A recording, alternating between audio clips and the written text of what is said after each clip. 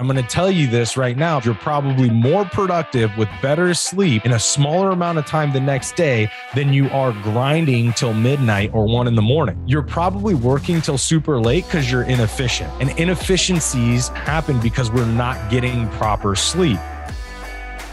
All right, everyone, welcome back to the Art of Masculinity. Today, I want to dive into the health aspect of men. Now, we've talked about this on this show before, but one of the biggest things that we as men fail to do, and there's a select group of men that do this, but obviously I think majority of men out there, the average dude is really failing in their attempt to prioritize their health. Now, it's easy to make an excuse because I coach men and I hear this all the time. Part of what they come to me for is the fact they want to get their health back in order. It's part of gaining your own sovereignty, but it's understanding the fact that you have to prioritize it, which means that it has to be a non-negotiable for you. Now, health isn't just about fitness. It's not just about working out. The other pieces to this that are just as important are your diet and your sleep, right? And so these are three things that I prioritize in my life, which is working out, good sleep, and then a healthy diet. Now, there is the philosophy that you can sit there and really dial in your diet. You can actually deprive yourself of foods, be resentful of how you eat, and then that causes a lot more frustration, and it's unsustainable for a healthy lifestyle. I don't promote that. And I think that's one of the things that we need to kind of debunk here right now. Now, I'm not a promoter either of this bullshit of like Atkins diets and the fucking Weight Watcher bullshit and, oh, you can eat all the carbs you fucking want and you can still be good. Like, this is dumb as fuck. Like, all those things are stupid. Most of them are just trying to get you signed up for a bullshit subscription that you're never going to stick with, or you're going to abuse and you're not going to do properly anyways. The fundamentals of this are, for my opinion, of how you create a healthy diet is that you actually structure how you eat around maybe a set of macros, which I think are very important. Bodybuilding, we use this. And then not only that, but just healthy lifestyle. It's a great way to give you a ton of flexibility with what you eat, especially for my guys out there who are all cooks, like myself included. I love cooking. I enjoy it. And I want to be able to have variety in food. Well, one of the biggest pieces to that is living by a standard of macros. Now, macros are important because you know what you're, and now fuck off about calories. Like, let's stop talking about that. Just know your fat intake, your protein intake, and your carbohydrates. Now, the other piece to this is not just knowing those, it's actually eating high quality products. So that means your meat is not injected with hormones. You're not eating shit that's injected with steroids, and you're eating organic and pasture raised meat. And that is incredibly important because what we eat ate. You know, Sean Stevenson said that a long time ago. And I really, really hold that philosophy high in my life. And I tell people about this all the time, but you are what you eat ate. If what you're eating ate shit, was eating all kinds of GMO seeds and fucking grain and all this other bullshit, you're receiving all of that toxicity. On the other side of that, if it's obviously injected with things like hormones and antibiotics and all this other bullshit that can really harm you, you're eating that stuff as well. So just remember that when we're talking about this, you're looking at the quality of meat that you get. You're not just saying, hey, my protein intake is X, so I need to eat that per day, and I'm just going to go get whatever meat possible. Now, trust me, I used to do this until I learned better. And that was part of one of the things that I can prevent you from struggling with, is that I'll teach you that now. Eat quality meat. Number one, it's going to taste different, 100% taste better. I didn't realize that until I had my first cut of like organic beef, grass-fed organic beef, pasture raised, and a little bit of salt and pepper. And this thing is just absolutely amazing. Now, the first time I had it was actually in Australia. Fun fact there. But after that, it turned me to only eat high quality cuts of beef that were of that grass-fed organic pasture raised nature. Now, this is important, not just for the flavor, but again, like I told you, for what you're injecting into your body after you process this. Your food has the most intimate relationship with you than almost anything else external to you. The reason why is because its first interaction with you is in your fucking body, guys. Like, you are processing this. It is literally mixing in with your body and you are deriving nutrients from it. There is no more intimate process. And you do this on a regular basis all day, every day. So just remember that food intake is important and the type of food. Now, the same thing goes for having your vegetables, your fruits, all of it should be organic.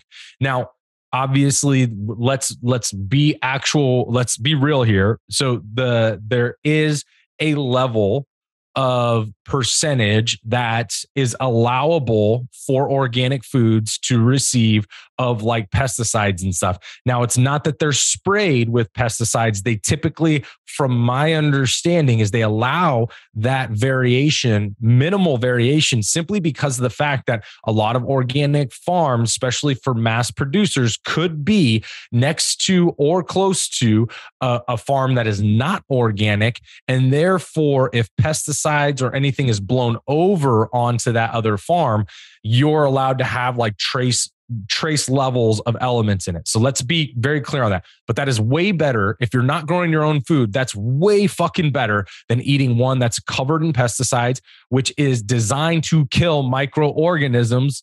I'm going to give you guys a test here. What is your fucking gut made of?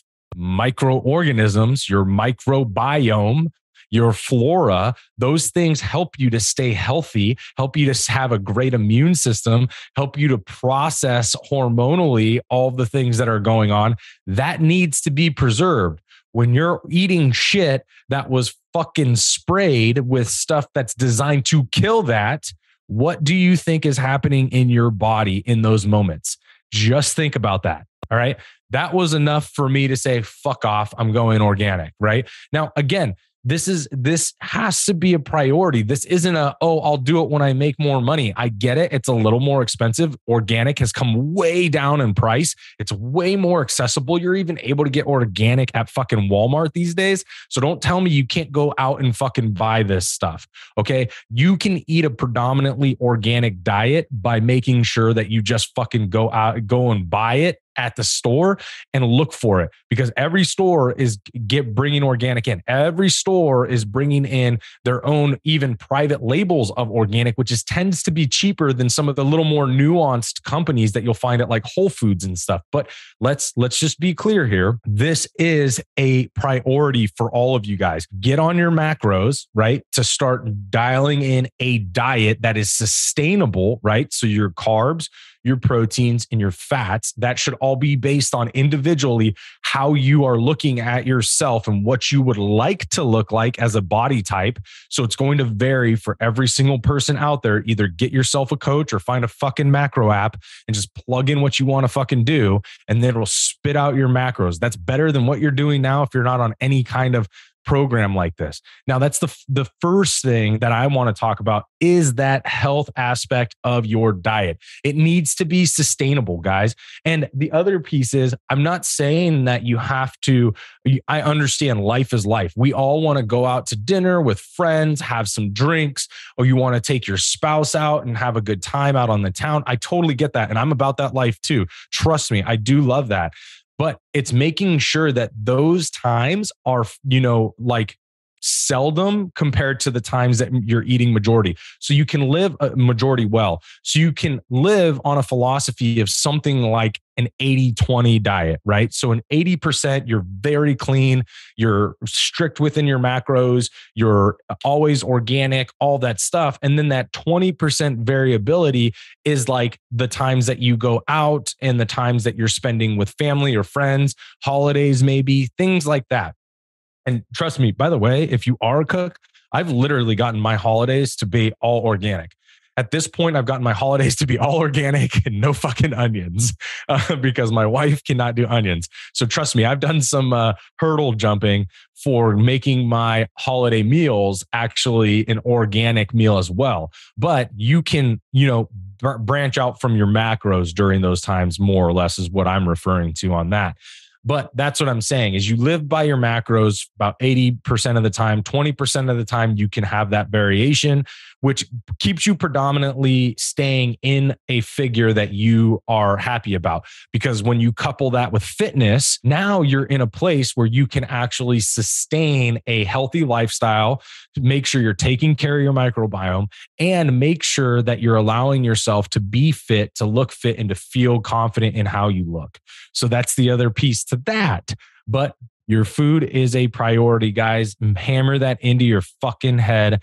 Don't eat this bullshit from Weight Watchers and all that stuff, because I guarantee you majority of it is all fucking GMO'd and pesticide and everything else. Sure, they may have some organic stuff, but compared to what you're going to pay on that to just making your own fucking organic meal, I guarantee you is cheaper. So you may as well just go fucking do it and get off that bullshit. Do your macros, get on fucking organic foods, call it a day. Now, even for my alcohol drinkers, there is organic wine. Make that a specific thing that you go for if you're a wine drinker. You know, that is something that my wife and I, we don't drink very often, but we will have some wine in the house. And if we decide to have a glass one night or a couple glasses one night, we have organic wine in our house. That's what we do. Now, making sure that you do that helps you to also kind of stay, again, consistent with not allowing pesticides into your stomach, not allowing these things that are going to cause inflammation and harmful deterioration of your microbiome. That's what we're trying to preserve, right? Because then your immune system drops. So that's the other piece. The last is your sleep. Now, I was the biggest person on not having good sleep. The first thing we have to debunk right now is 8 hours of sleep. I still see this stupid shit everywhere on the internet. I hear people say it and I'm like, you're fucking dumb. 8 hours of sleep means fuck all. You cannot have 8 hours of bad sleep and think that you are going to be very good the next day. That's not how it works. Your body doesn't recover that way. Hormonally, we don't actually work that way. And our recovery with our HGH and everything else, that the processes that happen within our body for the recovery to take place while we're sleeping is engaged by the different types of sleep that happen every night. Now, if you're not using a watch like this is a Garmin watch, right? If you're not using a watch like this that can track your sleep, it's very hard to know when you sit in those cycles. But at the end of the day, what we're trying to do is ensure that when you go to sleep, you're getting high quality sleep, which means that your body has a variation between REM sleep, deep sleep, and light sleep. Okay. And that's what we want. Now, it bounces between those all night, every night. And in each space of that, your body's doing different levels of recovery. And you don't want too much of any of those individual spaces or individual buckets, because when you have too much, it actually deteriorates the quality of sleep because you're not getting the variability of the different levels of recovery that you need. So just remember that when we are talking about this, we're talking about quality of sleep. Now, you can ask my wife and I can show you my fucking Garmin. I am actually incredibly optimal and I feel great off of 6 hours of sleep. I am amazing. 6 hours of sleep. And if it's the right sleep though, right? Like if it's shitty sleep and I don't have that variability within each bucket of my sleep cycle, it's not going to be great for me the next day. There's going to be something that drags. But if I do my sleep process, and I'm going to get into this in a second, which I've talked about before, but let's dive a little bit here. But when I get into my process to get me prepared for bed, the sleep that I receive is always high quality. And in that high quality sleep of 6 hours, I thrive the next day and I feel it as soon as I get up. I know at this point in my life how my body feels when I've had a great round of sleep the night before and how that's going to affect my day, and vice versa. I also know when my body did not get the right sleep and I need to see what happened, whether my process the evening before changed, whether I didn't do something correctly, whether I incorporated something that I normally don't do, whatever it is, I have to evaluate that to know what my sleep looks like. So for all you men out there, I was the king of this. I did not prioritize sleep. I was very proud of myself that I knew that at one point in my life, if I slept for 10 minutes at night, I would get another 24 hours out of my body. Now I needed to know that because of where I was in special operations and sleep deprivation was a thing, but I prided myself on that. And then there's that saying that all of us men have, and the guy guys that want to act like they're hard. Oh, you can sleep when you're dead. Well, you're a fucking dumbass because you're not going to live while you're living then. You need to sleep well while you're sleeping so you can live while you're living, right? We need to live well. We want to live optimally. And that is what we're trying to do by promoting good sleep. Now, all you people that are out there, the business people that are like, grind, grind, grind, I'm a grinder, and you want to fucking cheerlead the grind, y'all are fucking dumb. And I'm going to tell you this right now because you're probably more productive with better sleep in a smaller amount of time the next day than you are grinding till midnight or 1 a.m. and getting no sleep and then doing the same thing the next day, getting up early, working till super late. You're probably working till super late because you're inefficient. And inefficiencies happen because we're not getting proper sleep. So make sure that you actually get proper sleep and optimize the hours you're awake, and don't allow yourself to go over those hours simply because the fact that you want to say that you grinded something out. So when you're up at the top, you can say, when I was here, I grinded, and you're going to have to grind too. It's a falsity. And this is something Craig Ballantyne talks about, and numerous people have debunked multiple fucking times. So just leave that bullshit at the door. Get better sleep, be more effective during your day, and be more efficient with your time. Those things are paramount, but we need to remember that we have to decouple from this aspect of grinding and having pride in that grind because it's not helpful for us. So just remember, when you're actually doing this correctly, men, when you're prioritizing your sleep, when you're prioritizing your fitness and you're prioritizing your diet, you're changing the way your body functions and you're optimizing the natural ability of your intricate and complex structure within yourself. If you can do this, you're going to change the game for how you perform every day. You're going to change the game psychologically. You're going to change the game hormonally. You're going to feel better. A lot of things that are going to affect you in a positive way are going to be the things that help you to thrive wherever you're going, whether you stay in your 9 to 5 or whether you want to be an entrepreneur. But if you can prioritize these 3 things and get them dialed in, it's going to get you leaps and bounds further than trying to force whatever the fuck you're trying to force right now and eating like shit and giving yourself excuses and constantly allowing yourself to not own your word. All of those things that you're doing right now will go away. So start to implement this. I love this because these are very basic things you can do that can set you up for success. Now, real quick on the sleep, what I mean by this is you should make sure you have a sleep process before you go to bed, and then understand that you will have some form of a test period of when your body naturally wakes up and how you feel, because you want to see where you can go to. Now, I understand you all have work and y'all are going to be putting on, alarms and stuff like that. That's great. And it works this way as well. But when you put on that alarm, and if you wake up and you feel groggy, your sleep was shit. And whatever you did the night before to prep you for that was shit. I can promise you, because when I switched to waking up at 5 a.m. every morning, I know that as soon as 5 a.m. hits, like my brain is up and I'm ready to rock and roll. I can be in here on my computer, hammering out work. I can be downstairs doing my meditations and feel great. I'm not groggy in that. And I know when I am groggy, something got fucked. So just remember that, like, setting up the night before, prepping your body. And what do I mean by this? I'm going to tell you. What that means is the night before you prep the things to start your day. So the things that you don't want to get done, so you can actually just flow through your morning to make things very simple so you can get to the tasks that are a priority, right? So that's the first thing. The second thing is making sure that you get to bed on time to get the amount of sleep that you need, not 8 hours, that you need to be optimal the next day. So making sure that you have a bedtime set, that you have your morning time set, and that you prep yourself leading into that. Part of that is making sure that you're not looking at a screen.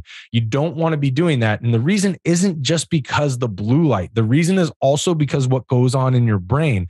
Part of what can keep you up at night is the fact that you're processing and you're going through something that intrigued your brain on that show or movie that you were watching on your phone, whatever it is, and you're allowing that to process overnight for 8 hours. It's simmering in your brain. The better answer is to read a book 30 minutes before you're ready to go to sleep, right? So you're in bed, you can read a book and shut off all screen time, shut off any correlation between your brain and that outside world other than your book. Now, that's one of the things you can do. The other thing that you can do as well is make sure that you drink maybe a sleepy time tea. Again, you can find these. They're organic. You can find them on Amazon. You can find them in Whole Foods. Pretty much any fucking store has them at this point. But you can do a sleepy time tea. If you need a little extra oomph, there's ones with valerian, which is a natural root that you can utilize that will put you out within like 15 to 30 minutes. I mean, amazing, right? So like that's great as well. You can couple those things. And then the other thing is to just make sure that you're putting yourself to bed or at least in bed. And then if you have it and you have the capability to do this, my wife and I do, is put red lights in your bedroom. Why? Because that's the softest light out there and it allows your body to basically go through its normal hormonal process in which your serotonin converts to melatonin and allows you to get sleepier on time with your circadian rhythm. The reason why white lights suck and blue lights suck is because they mimic the sun. And in that case, our body doesn't know that we're actually at bedtime. So it's off its circadian rhythm. And then you think that, oh, I can't go to sleep. No, you can just get rid of some of the things that are hurting you, like the blue light from the TV, like the things like the white lights in your kitchen or in your refrigerator. The last thing is, I'm going to say this, do not eat 2 hours at a minimum, 2 hours before you go to bed. The reason why, and especially I would not eat carbohydrates at night for dinner in general, unless they're coming from vegetables. Anything that's a processed carb, you don't want to eat at nighttime. The reason why is because your body is going to process these things and spike insulin, and you're going to go pull yourself out. Your body essentially is going to pull yourself out of REM sleep as you're sleeping because of the fact that you're eating processed carbs at night and if you eat too close to bed. So make sure, I personally would not eat any processed carbs, but if you're going to, whatever, do your thing, but then also eat 2 hours before you're going to go to bed. You can also leverage that for fasting, which we'll talk about on a different episode, but this is another piece that can help you with your health, your brain function, and your immune system and all kinds of things. So structure your evening so that you're in bed and you're going to sleep with the amount of time that you need quality sleep, right? And make sure that you're setting yourself up to walk yourself into that process successfully.